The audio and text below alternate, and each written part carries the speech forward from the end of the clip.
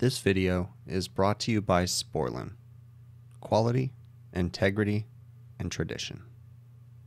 We got a service call on a walk-in cooler that's not working, and it is iced up solid. I hate these low-profile ceiling mounted coils, but it's iced up all the way into here too. So it's super thick. This is one we just ran a new line set on too, but I bet you anything that has a little something to do with it. Door doesn't shut. This is the one that, yeah, we just ran this new line set for this one. But anyways, iced up. I'm gonna go ahead and shut off the compressor breaker. The evaporator fan should still be running. I'm gonna go ahead and assemble all my stuff and then get my hoses and all that good stuff, but I'll let the fans run and try to defrost it for a little bit. The first thing I noticed too was I just finished this line set about a week ago, and I set this defrost clock and it doesn't have the right time. So that's probably something going on there with the defrost clock for sure. You can see that it's frozen on the thermal camera. Same thing over here, it's frozen. You can see in the middle we've got high air temps, 50 degrees in the middle, and then the ice temperature obviously is starting to act as an insulator, but it's frozen solid. People going in and out, this door doesn't shut, it's completely broken off the thing, and it's sitting down, so it's damaged. The bottom of it right here is damaged too. I had to wait for them to finish getting their delivery. They just had a bunch of food delivered into their walk-in. But all right, so at this point the condensing unit's turned off. I've got a power switch right here for my evaporator fan motors. I'm gonna pull the fan guards. Very important that I put the screws back in when the fan guards come off, because the water will leak out of those holes. So put the screws back in, I'll pull the fan blades, maybe the motors, just depending. I am going to be using my wand, so I am able to do things a little bit more carefully, but you don't want to get the motors wet. So if there's any question, just pull the motors out. But yeah, so I'm going to get it defrosted, and then once we get it defrosted, we'll turn it back on and I'll show you guys what's up. You can see that the ice is like super thick all the way inside. So we're gonna get it defrosted. Again, being very careful with the motors. I'm gonna use my wand, but if it starts getting splashback, then I'll take the motors out. Usually wanna be really careful. The customer is totally okay with me getting water on the ground, but you always wanna pay attention to where you're at. You can't get water on a raised floor. You can't get water on the ground in a walk-in freezer, but this is a walk-in cooler and the customer just wants us out. Now, the only problem I have is that the delivery guy just put all those boxes on the ground, so I'm going to try to watch to make sure the water's not going that way.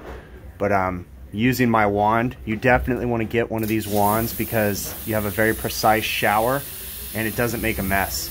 I love this wand. I'm not spending all day, but you know, I gave it a quick little wipe down, got the black crap all off the route where the fan guards cover and stuff like that. So cleaned up my messes on the floor. I always give the manager the option. If they want me to clean it, I'll gladly do it. So I went ahead and did it real quick because they wanted me to.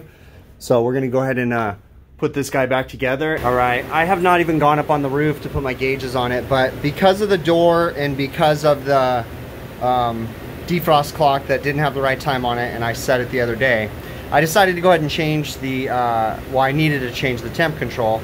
Well, I decided to change the defrost clock, but the easiest way is to go ahead and put a key to therm temp plus defrost controller in, because it's going to be a thermostat and a temp control, and a couple things that it's going to do. When I install these, I usually keep a spare 40-foot sensor, not just because they only come with like a standard 18-inch sensor or something like that, 2 foot at the most. I like the 40-inch one because, or 40 feet I think actually, yeah, it's a really long one, because I relocated the sensor away from the door. So that way we're not just getting all that heat turning the box on constantly. At least it's got to make it over to where that fan is, and that is the return side. When I wired this in, they got kind of a funky wiring setup here, but we have 115 volts at that switch right there. Just 2 wires coming into this solenoid valve. Then they were doing a little junction in there and run into the old thermostat. Well, I can make that work, but I had to do a few funky things. I pulled an extra wire, I just pulled all 3 new wires in there, and I end up having to make a jumper wire to go from the power over to the common terminal on the switch leg, because this thing has a power terminal. This thing has a power terminal, and this thing has switches, right? So we got a common, a normally closed, and a normally open. So what I do, instead of trying to push, because I had to put a jumper wire in there, is I took the power wire, went into a wire nut, and then have 2 wires coming off of that. go into the 2 spots where I need a hot wire. It just saves me some time, makes it a little bit easier, and then you don't have to try to shove a bunch of wires into that little thing. So I'm gonna get this thing secured and fastened up. So I mounted the control right there. Let's see if it blows up in my face. Nope, didn't blow up on me. Set it for 35. Hold that. Differential, I'm gonna change it to 3. Compressor starts per hour, we're gonna change that to off. That's a time delay. Don't wanna mess with that. Defrost per day, we're gonna go with probably 8 because of the messed up door. Defrost time, we'll put that up to about 18 minutes.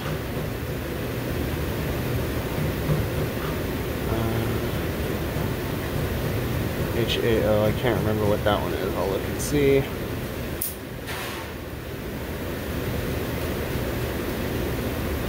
Cool, thermostat just kicked in. We're good, we're gonna test it. Go ahead and hit that. There you go, and then hold manual defrost. Should turn off the solenoid.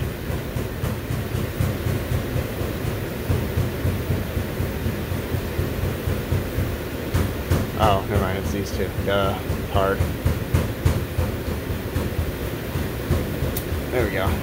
So, yep, it's working. Cool. I wonder if I can take it out of manual defrost by holding that. Yep, cool. Good to know. All right. So we're gonna go up and gauge up and check out the condensing unit now. Just hopped on the roof. I'm applying my service gauges. Just want to remind you that when you have service valves with a packing, you need to loosen the packing before you actuate the valve. It makes the valve last a lot longer. There you go. All you gotta do is loosen them just a little bit. They will leak when you loosen them, so be prepared for that. Then you can actuate it.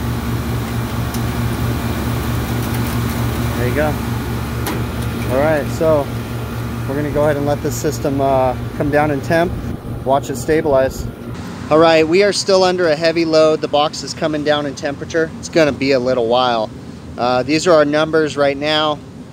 Scroll on over, it's 68 degrees outside. Our return air temp is 47 degrees, so it's expected to have you know, numbers that don't quite add up as of yet. So we're gonna let it come down in temperature and just watch the box operate. So I'm using the thermal camera right now. I'm gonna switch between a few different views.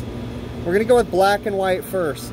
And you can see the black is the hot discharge line. The gray is the cooler line. So currently our head pressure control valve is not bypassing. And you can see it because the temperatures are the same. Now, I will go ahead and change the color scheme. Let's go ahead and try. This one's not a bad one right here. This one's kind of the same. All right, one thing I do want to show you guys is I'm going to come over to the other side, and I thought this was interesting. I'm going to change back to black and white. So from the looks of it, and this kind of makes sense, this condenser is split into 2 circuits. Let me step back and see. Because you can see, it looks like we have 2 really hot sections. So they probably split the condenser into 2 circuits, and then they're branching it off and then teeing them together, coming out the liquid drain, coming out the bottom of the condenser. So that's kind of cool. You can actually see that. Other than that, the box is coming down in temperature. We have a clear sight glass. Everything's looking good.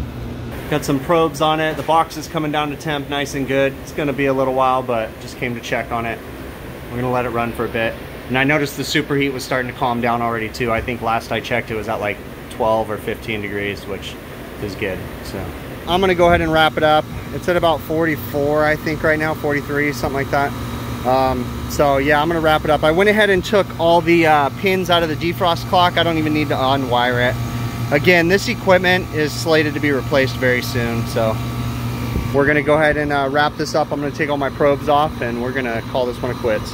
My thermometer, my field piece probe is saying 43.6, that's saying 43. That sounds good to me. Set for 35. I might actually go a little bit higher than 35 just to be safe, because I don't want it to freeze up. I put a 3-degree differential, so I might go to 36 with a 3. So anyways, but yeah, we're good. Customer's happy. Like I said, this equipment's slated to be replaced, so we'll be doing that soon. All right.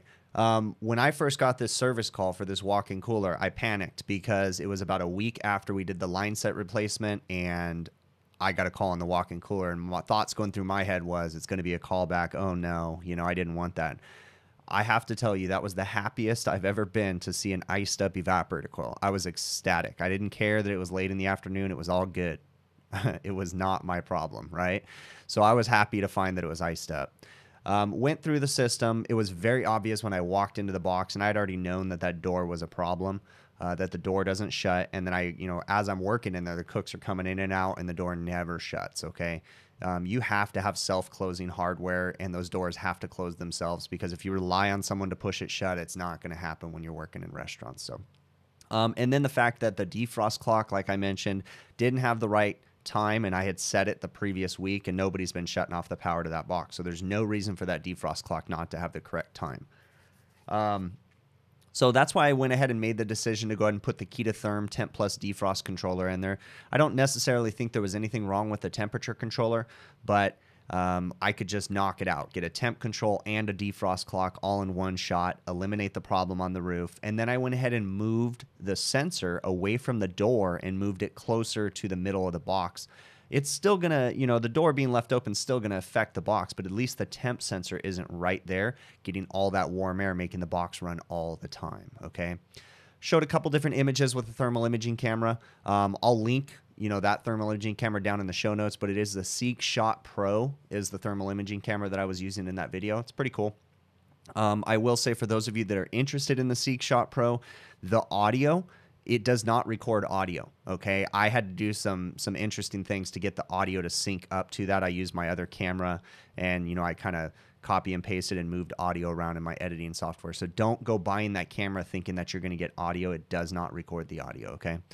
But yeah, there wasn't too much else going on with that box. I really didn't see any problems with it. It had the right refrigerant charge. It was coming down in temperature. Everything was good other than that, okay? I really appreciate you guys taking the time to watch these videos. I've said it before. I'll say it again. I'm starting a new YouTube channel. It's going to be called HVACR Tools. I'm going to be doing tool reviews, of which one of the first videos will be my thermal imaging camera showdown, basically, where I'm testing 3 different thermal imaging cameras. Another video that I'm going to have on there soon is where I'm going to showcase the different work pants. I bought 5 or 6 different pairs of the very most popular brands of work pants, and I've been trying them out, and I'll say what I like and what I don't like about each pair. And then from that point forward, I'll just do, you know, videos here and there about different tools that I like. I have all kinds of ideas in my head. So do me a favor. The link will be in the show notes of this video. Give that channel a subscription. I don't have any videos up yet, but they'll be coming soon. I do live streams Monday evenings, 5 p.m. Pacific time, where I answer questions and address comments, and, you know, from Facebook, YouTube, emails, all that good stuff. There's usually a great group of guys in there, and girls actually. There's a live chat. Definitely come check out the live streams if you guys can. And yeah, I guess that's it. Have a happy holidays, Merry Christmas to those that celebrate that. It's coming up. Yeah, and we'll catch you guys on the next one, okay?